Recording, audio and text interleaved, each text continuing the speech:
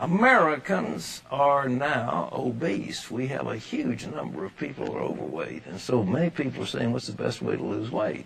Well, that's a question that many Americans are struggling to get the answer.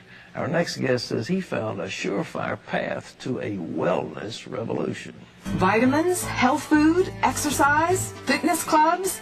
Despite this growing trend, only a small percentage of Americans really understand what it takes to stay healthy. In 1996, Paul Pilzer, a world-renowned economist, became interested in the field of health and made some significant discoveries of his own. He then wrote the book, The Wellness Revolution. 61% of our population is overweight. And worse than that, 27% is clinically obese. That's overweight at a point where you don't know where to turn. Through his scientific research, Paul found out what you need to know to move from sickness and obesity to vibrant well-being. Paul Zane Pilzer is joining us to share some of his secrets of staying fit. It's in his new book called The Wellness Revolution. And there he is looking like Yul Brynner on the cover, just ready to start in The King and I. Paul, it's good to have you with us. It's great to be here. You are trained as an economist, an economic advisor on a couple of presidential administrations. What got you into wellness, fitness? Well, the same reason I became an economist. Growing up as a child of immigrants in the 1950s in Brooklyn, everyone wanted to know about economic issues. Although my education geared me towards science, I ended up going to Wharton and becoming a professor of economics because my family, my father, his uncles, that's what they wanted information about. They wanted to know how to make a living. 25 years later, as a very successful economist, I realized I'm now in the wrong field. What people mostly need in the United States, the number one problem today, is health, as evidenced by the fact that 61% is overweight and 27% of our population, that's 77 million Americans, are clinically obese. That's shocking, isn't it? It's even more shocking to look at the trends.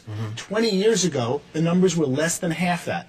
So in the last 2 decades, while we're all talking about health, and it's all you see when you turn on the television or watch an ad, the population of obese and overweight people has more than doubled. That set me on a research quest to say, why is this happening? What did you discover? What I discovered was it was really an economic problem, not a scientific or biology problem. All right. In effect, we have a $1 trillion food industry in the United States. We pay farmers $40 million to produce food, but $940 billion, but $960 billion is paid to packaged food companies and fast food companies. The food companies in America today are primarily owned by the tobacco companies, and they make addictive processed foods. They study every one of their existing customers and say, how can I get them to consume more? The fast food restaurants know that if you're overweight, you consume 50% more at the cash register and only take up roughly the same amount of space. Wait a minute. If you're overweight, you consume 50% more by Absolutely, and you see it by portions of what people eat.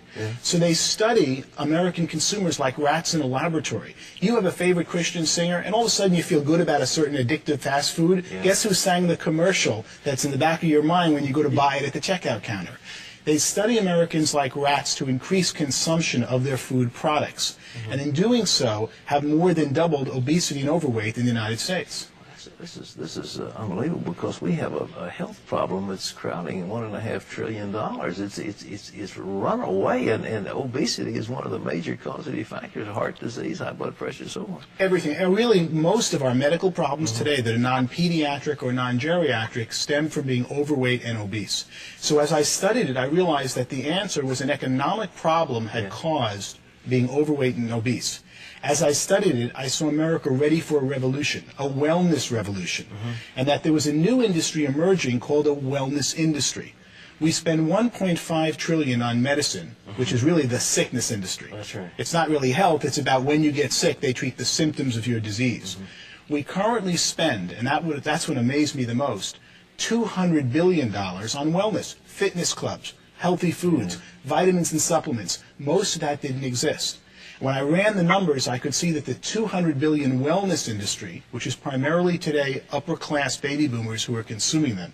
First thing someone does when they make money is try to get healthy. Oh, yeah. And they get out of the diet and kind of medical care most of us get, and they start getting healthier. And that this $200 billion I projected would grow to a $1 trillion wellness industry by 2010. Well, look, are we finding ourselves, on the one hand, we're gorging on trans fatty acids and greasy hamburgers and greasy fries and carcinogenic products. On the other hand, we're out puffing away on treadmills and lifting weights. I mean, are the same people doing these things, or is it a totally different class of people? It is really different people. And so many people who do get on the treadmills are not getting the right information.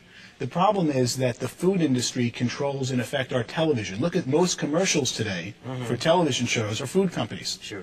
And they try to get their consumers to eat more and more of their existing foods.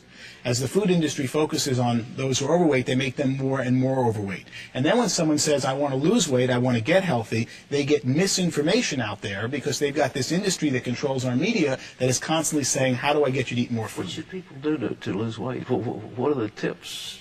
Well, I didn't write a book to come up with tips, but I came up with quite a few in doing my research. All right. The main one is really timing. From the time you're hungry, if you start eating food, your stomach doesn't tell your brain that you've now sated and had enough food until 15 minutes have passed. So you can see why fast food restaurants are so deadly, because you go in there hungry and you keep eating and eating and eating in less than 15 minutes, but it isn't until 15 minutes that your body knows you've had enough. When we used to eat with Grandma and they took time between each course, you naturally controlled the amount you eat because it took 15 minutes between courses, and that told your body to stop eating. What supplements? People spending a lot of money on vitamin stuff. Is there anything that people should be looking for? The main thing they should be looking for is to see that their supplements are real. 1/3 of the supplements that you purchase today in the store are not in the bottle what says on the label, because supplements are an unregulated industry in this country. There are several companies that just buy supplements and rate them just for what's in the bottle, and most of the times what you're getting, or about half the times, you're not getting what's on the bottle. So you've got to find a brand that has in the bottle what's on the label. The wellness revolution, how to make a fortune in the next trillion-dollar industry. Where do people make money in this thing? Well, that's what I started to discover. I could see that there were 15 million Americans of 300 million were getting healthier as they aged. You're a great example about that, especially when we see you on television. As you get older, you're stronger, you're better fit. What's going on? It's people who have time to focus on it are seeking out the right products and services to make them healthy. And that's when I could see an emerging $1 trillion wellness industry. One of the most surprising parts of my research was to find that it already reached $200 billion. But if you think of what you now spend on supplements, on fitness, on weight training, and time and money that you never dreamed you even needed 20 years ago. That's exactly right. You are a very typical consumer of this upper crust that's becoming and will become the entire nation, I believe, as this new wellness industry emerges. Well, boy, I hope you're right. But so, ladies and gentlemen, how you could A, be well, and B, make some money at the same time. This book, The Wellness Revolution, where you can get it? It's by Wiley Press. Is it available in bookstores? Should be in every bookstore around the country. Paul, Zane, Pilzer, thank you so much for being with us. Thank you very much. It's a real honor. All right. Terry, what's next?